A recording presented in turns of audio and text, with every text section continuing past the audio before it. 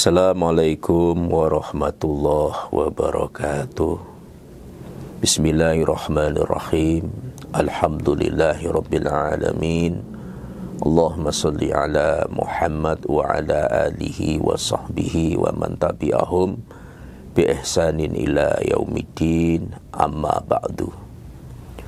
Saudara-saudariku yang berbahagia, dimuliakan Allah dimanapun berada, selalu dilingkupi keberkahan dan rahmat Allah Subhanahu wa ta'ala. Selesai perang Badar,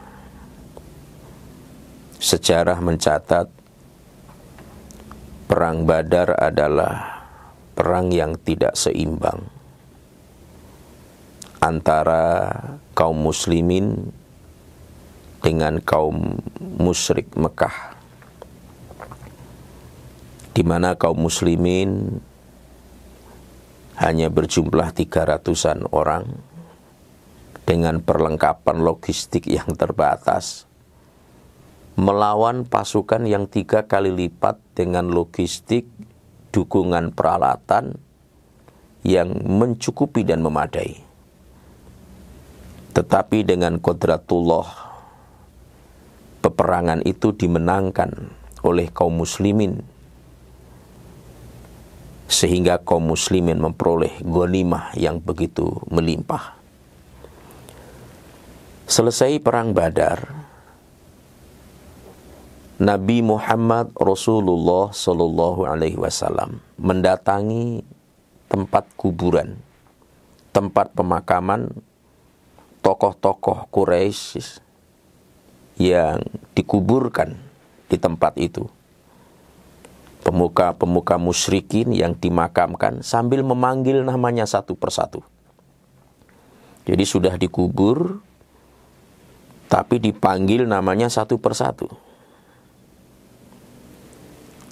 Lalu setelah memanggil namanya satu persatu, beliau mengatakan, hal wajadtum ma wa'adakum rabbukum haqqa? Apakah kalian telah menemukan apa yang dijanjikan Tuhan kalian dengan benar? Fa inni wajadtu ma wa'adani haqqa. Karena sesungguhnya aku telah menemukan apa yang dijanjikan Tuhanku dengan benar. Ketika Nabi mengatakan seperti itu, disaksikan oleh para sahabat. Karena para sahabat berpikir, kok Nabi berbicara dengan orang-orang yang sudah meninggal dunia, orang-orang yang sudah dikuburkan jasadnya. Lalu mereka bertanya kepada Rasulullah, ya Rasulullah, bukankah mereka itu sudah mati? Beliau menjawab, walladzi nafsi biyadihi ma antum bisma'alima aqulu minhum walakin la yastati'unal jawab. Demi Allah yang jiwaku berada dalam genggamannya, kalian tidak lebih mendengar apa yang saya sampaikan kepada mereka, hanya mereka tidak mampu menjawabnya. Maknanya apa? Ternyata yang disampaikan Rasulullah, orang meninggal itu jauh lebih mendengar daripada kita yang masih hidup.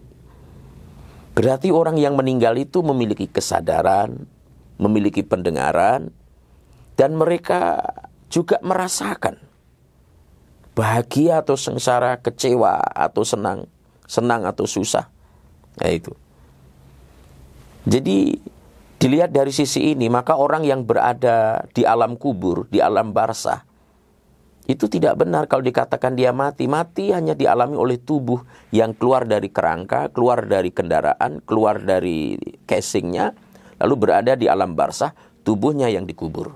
Pada saat jiwa ini, diri kita ini berpisah, diri-diri ini berpisah dari tubuhnya, maka 180 derajat mengalami kecerdasan yang berlipat-lipat, kesadaran yang berlipat-lipat, sensitivitas yang berlipat-lipat.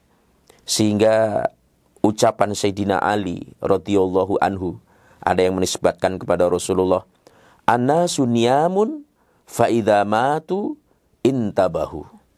Manusia itu tidur, apabila mati baru terbangun. Yang namanya tidur orang tidak punya kesadaran, tapi ketika terbangun baru menyadari. Jadi hidup ini diibaratkan orang tidur, manusia lalai, tertidur, tidak sadar, terlelap. Ketika kematian datang, baru terjaga, baru terkesima, baru melihat hakikat kehidupan yang sebenarnya.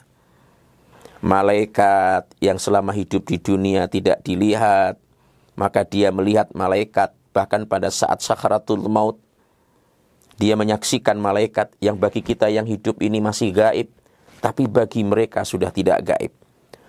Melihat ternyata yang terpenting ketika seseorang meninggal dunia itu adalah ketaatan ketundukannya kepada Allah Subhanahu wa Ta'ala. Makanya kenangan terindah bagi orang yang sudah meninggal dunia itu, pertama sujud, yang kedua adalah infak. Kenapa sujud? Karena ibadah-ibadah yang lainnya disamai oleh orang-orang kafir, juga melakukan hal yang sama. Tetapi sujud adalah identitas tertinggi yang tidak disamai oleh agama manapun. Dan itu dilakukan oleh umat Nabi Muhammad SAW. Maka sujud adalah kenangan terindah bagi orang yang sudah meninggal dunia. Yang kedua adalah infak. Karena di dalam Quran suratul Munafikun ayat yang ke-10 ada perintah. Wa anfiku mimma razaqnakum min qabli ayyatiya ahadakumul maut. Dan infakkan, nafkahkan hartamu di jalan Allah sebelum datang al-maut. Kenapa perintahnya sebelum mati itu berinfak, bersedekah? Karena ternyata dampak yang paling cepat dirasakan bagi orang yang sudah meninggal dunia adalah infak dan sedekah ini. Jadi kenangan terindah bagi orang yang sudah meninggal dunia adalah sujud, yang kedua adalah berinfak. Nah, di samping itu harus kita pahami bahwa alam barzakh itu, alam kubur itu karakteristiknya berbeda dengan di dunia ini. Orang-orang yang sudah berada di alam kubur tidak menggunakan tubuh, maka tidak butuh makan, tidak butuh minum, tidak butuh pakaian. Mereka karakteristik alamnya harus disesuaikan dengan kondisi jiwa. Makanya kita nggak bisa masuk ke alam kubur dengan badan seperti ini. Harus berpisah, harus ditinggalkan karena badan ini adalah milik bumi, itu adalah dari bumi, dari tanah. Maka di alam barzakh itu adalah diri-diri kita yang asli. Lalu muncul pertanyaan, kalau begitu betapa lamanya orang yang pertama kali meninggal sampai sekarang menunggu hari bangkit. Sehingga membayangkan yang paling siksa itu Qabil dan Habil yang pertama kali meninggal, nunggu hari kiamat lama. Yang meninggal kemarin langsung kiamat. Sebenarnya subjektivitasnya ada. Lama tidaknya itu amat sangat relatif.